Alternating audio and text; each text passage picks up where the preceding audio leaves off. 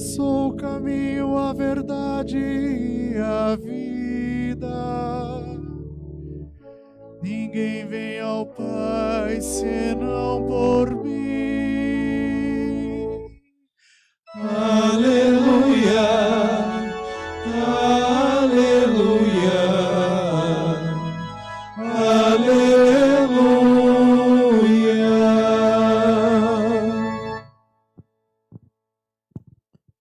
O Senhor esteja convosco.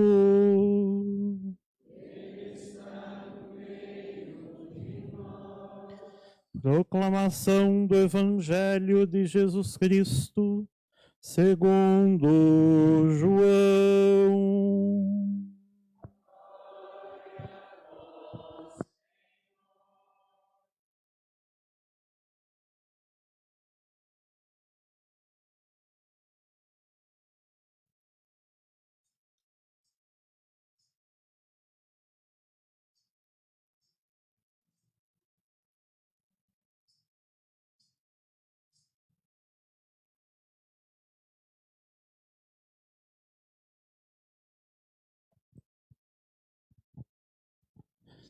Naquele tempo, disse Jesus a seus discípulos: não se perturbe o vosso coração. Tendes fé em Deus, tende fé em mim também. Na casa de meu Pai há muitas moradas. Se assim não fosse, eu vos teria dito: vou preparar um lugar para vós. E quando eu tiver ido preparar-vos um lugar, voltarei e vos levarei comigo, a fim de que onde eu estiver, estejais também vós. E para onde eu vou, vós conheceis o caminho. Tomé disse a Jesus: Senhor, nós não sabemos para onde vais. Como podemos conhecer o caminho? Jesus respondeu: eu sou o caminho, a verdade e a vida. Ninguém vai ao Pai senão por mim. Palavra da salvação.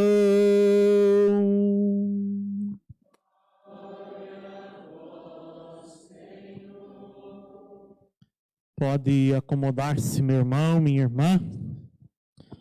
Meus caros irmãos e irmãs, estamos celebrando esta quarta semana do tempo da Páscoa e somos iluminados pela figura do bom pastor. Nós ouvimos no domingo último exatamente esse anúncio do próprio Jesus dizendo, né, eu sou o bom pastor. Estou aqui para este cuidado das minhas ovelhas, né? Eu as conheço e elas também conhecem a mim. Então, nós olhamos a palavra de Deus por esses dias a partir dessa perspectiva, do cuidado de Deus, do olhar cuidadoso do Senhor que está sempre junto de nós, que caminha ao lado de cada um de nós que somos as suas ovelhas, que caminha conosco, que vai ao encontro das suas ovelhas, que se preocupa e que se ocupa com essas ovelhas. E continuamos nesse mesmo caminho do cuidado, já agora no capítulo 14 de São João, onde Jesus já nos garante, olha, você não precisa ficar nervoso, não precisa se desesperar, o seu coração não precisa ficar perturbado em nenhum instante. Tende fé. Tende fé no Pai, tende fé em mim também. Meu irmão, minha irmã, o Senhor cuida de nós em todos os instantes. O coração amoroso e generoso de Jesus está sempre ao nosso lado. E o Senhor assumiu a condição humana, encarnou-se, viveu todo o tempo do seu caminho, a sua missão, passou pela paixão, morte, a ressurreição aconteceu logo depois. Tudo isso por esse cuidado. Exatamente para acompanhar-nos a partir de nós mesmos, para acompanhar-nos a partir da nossa própria natureza. Portanto, o nosso coração não precisa se perturbar. E o que significa ter um coração que não se perturba? O que significa ter um coração que de fato entendeu e passou a viver a partir deste convite, desta promessa que Jesus faz? Ele diz que é o bom pastor, ele fala para que o coração não se perturbe. O que é um coração imperturbável? Não é um coração que não passa por dificuldades, mas é um coração que conhece e sabe quem é o seu Deus. Não é um coração que não enfrenta os desafios da vida, e todos nós enfrentamos. Às vezes nós nos zangamos um pouco com Deus e imaginamos que, porque vou à igreja, porque vivo o caminho da fé, porque partilho todos os momentos com o Senhor, porque estou sempre ao lado dele, olha, eu preciso ser resguardado, eu sou especial diante de Deus. E de fato cada um de nós o somos. Nós somos especiais diante de Deus. Mas não significa que nós somos blindados. O coração que não se perturba é o coração que sabe que prevalecerá, mesmo diante das dificuldades. O coração que não se perturba é o coração que sabe que mesmo diante das contradições, sejam as contradições externas e alheias à nossa vontade, as coisas que acontecem sem o nosso querer, sejam as contradições e os erros, os equívocos que se dão no nosso caminho por algumas escolhas um pouco atravessadas que nós fazemos, e todo mundo faz escolha atravessada. Nós somos pecadores, nem sempre escolhemos do jeito certo. Independente da situação, a presença do Senhor está sempre junto de nós. Não se perturbe o vosso coração. Acredita. Acredita com fé. Acredita com confiança. Deposita de fato a certeza do vosso caminhar nas minhas mãos. E de onde que vem essa certeza? Bastaria-nos a palavra de Jesus. Ela é mais do que suficiente. Mas essa certeza vem também do Senhor que garante-nos que na casa do Pai há muitas moradas. O que é que significa ter muitas moradas na casa do Pai? Significa que cada um de nós é esperado para habitar esta casa do Pai. E o que é que significa habitar a casa do Pai? Significa viver junto de Deus. E quando a gente vive num lugar, né, e aqui nós podemos entender a casa do Pai como um lugar desta proteção, deste amparo. Talvez a casa em que você viveu, talvez não tenha cuidado muito bem de você. Mas de alguns de nós, talvez tenhamos sido muito bem cuidados. A casa do Pai é o lugar onde o Senhor nos recebe e ali zela por cada um de nós. E ali garante o bem-estar de cada um de nós, os filhos e filhas de Deus. Sabe, padre, eu já ouvi esse texto várias vezes em velórios, na oração das Ezequias. Significa, padre, que esta casa do Pai é para quando a gente morrer? Significa que o Pai nos espera nessa casa, vai cuidar de nós quando da nossa morte? Meu irmão, minha irmã, Deus cuida de nós desde já. O Senhor prometeu e disse ao profeta, antes que você se formasse lá no seio, no ventre da sua mãe, eu já lhe conhecia. O cuidado do Senhor é sim para a eternidade, depois da nossa morte. A nossa morada definitiva é sim junto do Senhor na vida eterna. Mas a nossa morada atual é também junto de Deus. A experiência da fé e os sabores do céu, minha gente, não são apenas para quando nós morrermos. Mas o reino de Deus já acontece entre nós. O cuidado e o zelo do Senhor não é apenas para depois do fim do nosso caminho, mas ele acontece já. Ele já se manifesta dentro da nossa vida. Ele já acontece no dia a dia, caminhando conosco e nos ajudando, independente de todas as contradições que se dão no nosso caminhar. Digo mais uma vez. Então, esta morada definitiva, esta morada reservada a nós, já nos é entregue agora. A grande questão é, queremos ou não viver nesta morada? Como é que nós temos ocupado esta morada? E aí está a grande questão. Como é que nós temos de fato nos apropriado e trazido para a intimidade da nossa vida, para o dia a dia do nosso existir, os sinais desse cuidado do Senhor? Como nós temos usufruído desta casa? Como nós temos nos preparado para viver nesta casa? Essa é a grande questão.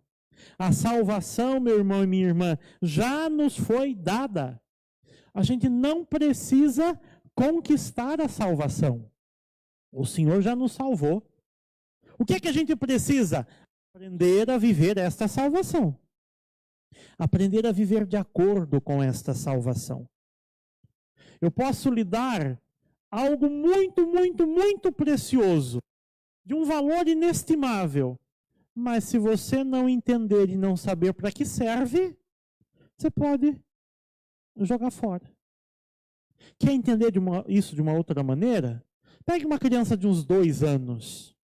Entregue para ela uma nota de R$200. Ou então, uma peça de cristal caríssimo. Entregue para a criança. O que ela vai fazer com a nota? Amassar, rasgar, jogar, largar num canto. Ainda mais que nem tem cor que chame atenção, a cor meio esquisita. Vai ficar lá, largado. O treco de cristal, o primeiro lugar que ela bater, virou cavaco para todo lado. Ela ainda não consegue descobrir qual é o valor. Mas à medida que ela entender qual é esse valor, vai saber como fazer. Se eu der R$200 para você, você vai jogar fora? Avise onde você vai jogar, que daí eu vou buscar lá, tá bom? Combinado? Você não vai, você já sabe qual é o valor. Se você sabe qual é o valor de uma coisa passageira, como um cristal valioso ou uma nota de R$200, a gente precisa descobrir também o valor da vida de Deus. Precisa entender também qual é esse valor e como cuidar desse valor. Você não cuida de uma peça de cristal do mesmo modo que você cuida do copo de requeijão. Não guarda no mesmo lugar, não lava do mesmo jeito. Tem todo um cuidado especial. Nunca lavei cristal na minha vida, mas tem que ter um cuidado especial. Se não tiver, já era. Do mesmo modo, precisamos aprender a reconhecer qual é a maneira que nós vivenciamos esta salvação. Precisamos aprender qual deve ser a etiqueta, entre 1000 aspas, para habitarmos a presença do Senhor. E etiqueta não é frescura, é jeito de comportar-se. É jeito de assumir, de viver a partir daqueles princípios. A partir daquilo que orienta este modo de vida. E isto nós vamos reconhecer como conversão. Conversão é a etiqueta da vida eterna. É ir aprendendo a cada dia os detalhes que são necessários. Não o detalhe de que lado fica a colher ou o copo, mas o detalhe de que onde é que deve estar o meu coração. Como é que me posiciono diante dos irmãos? Como é que vivo a minha relação com Deus? Como é que lido com os desafios da vida? Como é que vivo as alegrias que Deus me concede? Como é que vivo os prazeres e satisfações que me são lícitos e permitidos na vida? Como é que lido com as situações de pecado? Eu preciso ir aprendendo aos poucos, e por isso que é um caminho longo e um caminho constante, mas um caminho que chega ao fim. E nós precisamos nos preparar para viver esta morada do Senhor. E aí não tem que esperar lá, já ensaia agora, já treina agora, já vai aprendendo agora. Por isso se confessa, por isso pede perdão, por isso recomeça, por isso escuta a palavra de Deus, por isso reza. Tudo isso nos ajuda a entender como nós viveremos desde já, como nós somos chamados a viver desde agora essa presença do Senhor na nossa caminhada. Padre, se eu errar, não se perturbe o vosso coração. Tendes fé? Tende fé em Deus, tende fé em mim também. Não se perturbe o vosso coração. Eu fiz uma escolha que não deveria ter feito. Se dei um passo que não deveria ter dado. Se fui para um caminho que não deveria ter ido. Não se perturbe o vosso coração. Volta para o caminho que precisa voltar. Descobre qual é a direção que precisa assumir. Aprende qual o passo que não deveria ter dado. Já deu mesmo a fazer o quê? Chorar por isso a vida inteira? Se chorar resolvesse, eu chorava junto com você. Sentava e chorava até amanhã, o dia inteiro. Mas não resolve. Então a gente chora quando precisa chorar. Mas depois, segura nas mãos do Senhor e deixa que o bom pastor cuide de nós. Segura nas mãos de Deus e deixa que Deus seja a companhia. E diz, Senhor, não estou sabendo não como é que faz. Estou dando conta não. Preciso do seu auxílio.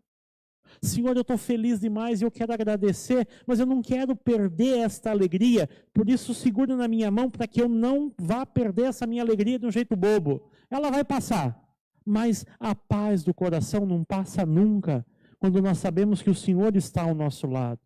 Quando nós sabemos que caminhamos junto com Jesus. Meu irmão, minha irmã, isso não é novidade para você. Você já caminha com Deus. Você já vive a experiência da fé, está fazendo novena, isso é sinal de que a experiência do Senhor já está presente na vossa vida. Se apropria disso, cristão. Assume isso de verdade, cristã, e passa a viver de acordo com aquilo que você é chamado a ser, filho de Deus. Assume de verdade e viva a partir desta dinâmica, a dinâmica da filiação, da pertença de verdade a Jesus.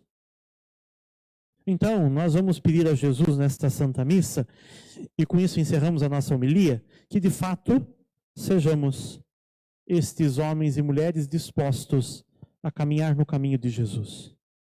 A sermos conduzidos pelo bom pastor e a deixarmos que o bom pastor zele por cada um de nós. Nós pedimos a Nossa Senhora, ela que foi toda entregue nas mãos do Pai, que interceda por nós. E pedimos também a Nossa Senhora que nos ajude a reconhecer o caminho simples para chegar à presença de Deus. Se você quiser complicar o caminho para chegar na presença de Deus, pode complicar, não tem problema. Mas existe um caminho muito simples que Nossa Senhora nos ensinou. E que tem feito tantos santos e santas na vida da igreja. Uma oração que a gente reza todo dia. Eu espero que você reze todo dia. Pelo menos uma vez por dia. Eu espero também. Pai nosso que estás nos céus, Ave Maria cheia de graça. Pronto. É esse o caminho simples para aprender a viver do jeito de Jesus? Para aprender a morar na casa de Jesus? Olha a vida de Jesus pelos olhos de Nossa Senhora. Ave Maria, cheia de graça. Ave Maria, cheia de graça. Ave Maria, cheia de graça. Não tem complicação. Tem coração entregue. Não tem dificuldade. É simples. Rezar um Pai Nosso, 10 Ave Maria, um Pai Nosso, 10 Ave Maria. Não é difícil. É simples. Mas é de uma potência, é de uma força, é de um poder inigualável. Inigualável. Uma oração simples, mas uma oração profunda, que de fato nos faz caminhar no caminho de Jesus. Que Deus nos ajude a rezar com fé e com confiança. Rogai por nós, Santa Mãe de Deus. Louvado seja nosso Senhor Jesus Cristo. Vamos ficar em pé e com fé e confiança vamos apresentar ao Senhor as nossas preces, as nossas súplicas, os nossos pedidos com a oração da comunidade.